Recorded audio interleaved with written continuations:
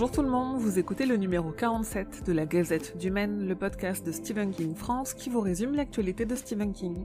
Je suis Émilie et je suis très heureuse de vous emmener avec moi en balade dans le Maine pour vous conter les nouvelles informations depuis le 19 octobre.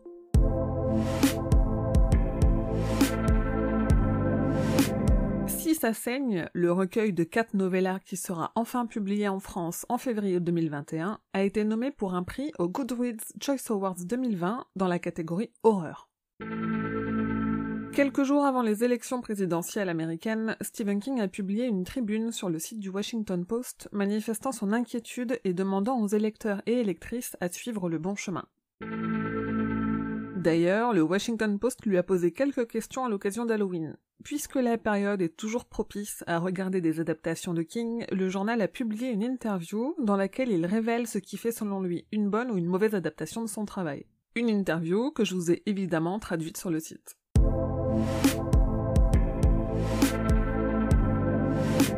Dans un échange avec Mick Garris pour son podcast Postmortem, Joe Hill, le fils de Stephen King, a émis le souhait d'écrire et de réaliser une nouvelle adaptation de Maximum Overdrive, le seul film réalisé à ce jour par son père. Si quelqu'un m'offrait la chance d'écrire et de diriger un remake de Maximum Overdrive, je sauterais sur l'occasion sans hésiter. C'est le bon moment. Imaginons qu'il n'y a que des véhicules autonomes. Ce n'est donc plus une comète qui les déclenche, mais un virus électronique. Et donc vous avez ces semi-remorques géants Tesla qui anéantissent tout le monde. Je pense que ça pourrait être génial.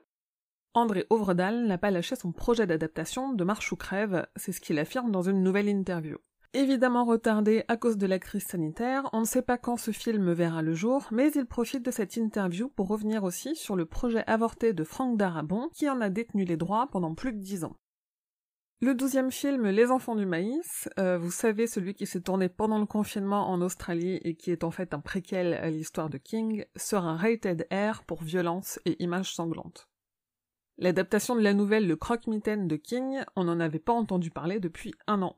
Les scénaristes, qui sont également ceux qui ont fait le scénario du film Sans un bruit, rien à voir avec King mais excellent film, ont déclaré que King avait lu le scénario et l'avait approuvé. Il semble pour le moment bloqué par la fusion entre Disney et Fox, mais il se pourrait que le projet voie le jour. Et un projet dont on n'avait pas entendu parler depuis 5 ans, c'est celui du dessinateur et caricaturiste Luz d'adapter Shining en BD. Après les attentats de Charlie Hebdo, il a déclaré que la lecture de Shining l'avait aidé à s'en sortir. En 2015, il avait donc envoyé une lettre dessinée de 14 pages à King pour lui demander d'adapter son roman. Il n'a jamais eu de retour, mais réitère cette demande cette année en publiant 4 pages de sa lettre dans le dernier numéro des Arocs. Côté série, on attaque par une mauvaise nouvelle. Hulu a annulé Castle Rock.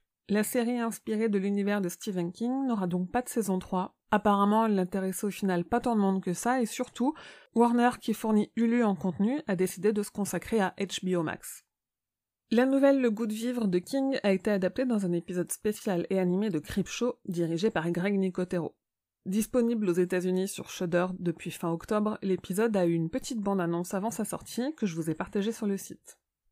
Et en parlant de Creepshow, la saison 2 a recruté plus de 10 nouveaux noms à son casting, sans qu'on sache qui jouera quel rôle dans quelle histoire. Je ne vous ferai pas l'affront de vous prononcer tous ces noms en anglais, donc je vous laisse aller lire sur le site, mais vous pouvez en retenir au moins 2. Le chanteur Marilyn Manson, qu'on devrait aussi voir dans la série Le Fléau, et Denise Crosby, qui a joué Rachel Creed dans la première adaptation de Cimetière.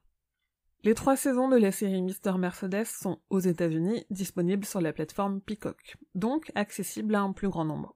Si King s'en est félicité sur Twitter, il a aussi participé à une vidéo promo dans laquelle il revient brièvement sur la transformation de son histoire de l'écrit à l'écran, des propos que je vous ai évidemment traduits sur le site.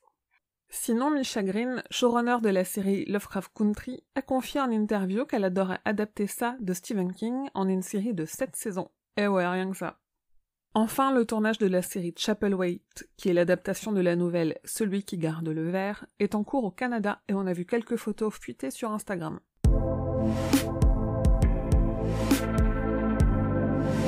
Ces dernières semaines, ce n'est pas un, mais bien 2 épisodes du Roi Stephen qui sont sortis. En fait, on a sorti pour Halloween notre épisode habituel consacré cette fois à Shining, en faisant le résumé, parlant des adaptations, de la jeunesse, tout ça. Bref, vous connaissez le topo. Mais c'était déjà long, et on s'est pas étalé autant que ce qu'on voulait sur le film de Kubrick. On a donc sorti un hors-série d'1 heure sur le film, en compagnie de 3 superbes invités. Côté produits dérivés, Mattel a sorti des poupées de leur gamme Monster High qui sont à l'effigie des jumelles Grady de Shining et de ce que pourrait être la fille de Gripsou. Incendium a aussi annoncé une action figure à l'effigie de Creep, l'hôte de Creepshow. Elle est pleine d'accessoires de la première saison, et même si elle ne sera dispo qu'au deuxième trimestre 2021, elle est déjà en précommande. Après Mister Mercedes le mois dernier, cette fois-ci les éditions Suntop proposent des affiches collector de Finders Keepers, le tome 2 de la trilogie Beetlejuice, qui en France s'appelle Carnet Noir. Enfin, un des costumes de Bill Skarsgård pour son personnage de Gripsou dans Ça est aux enchères et il est estimé à plus de 20 000 $.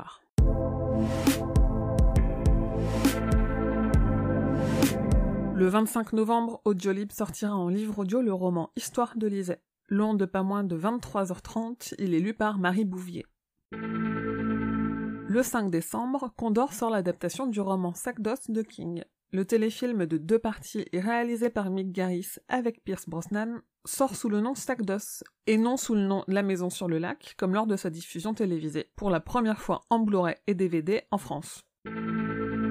Et on a la date du Blu-ray DVD de la première saison de Creepshow pour la France. ESC Distribution a annoncé une sortie pour le 20 janvier 2021 et il y a 10% de réduction pour toute précommande sur leur site.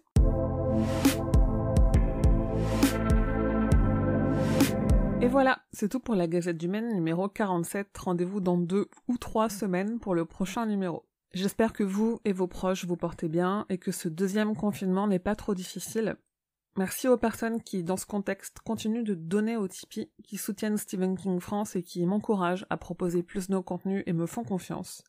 Pour me soutenir, vous pouvez aussi me laisser un avis sur la plateforme sur laquelle vous écoutez cette gazette. Ça m'aidera à la faire grandir, ou tout simplement vous pouvez en parler autour de vous. Retrouvez tous les fans francophones de King sur les réseaux sociaux, Instagram, Twitter, Facebook la page et Facebook le groupe et sur le serveur Discord. Et rendez-vous sur le site stephenkingfrance.fr dans l'article de cette gazette numéro 47 pour avoir plus de détails sur toutes les infos dont je viens de vous parler. La Gazette du Maine est un podcast du label Podcut. Rendez-vous sur podcut.studio pour découvrir ce que font les 24 autres podcasts. Je vous dis merci et à bientôt, fidèles auditeurs et auditrices, que vos journées soient longues et vos nuits plaisantes.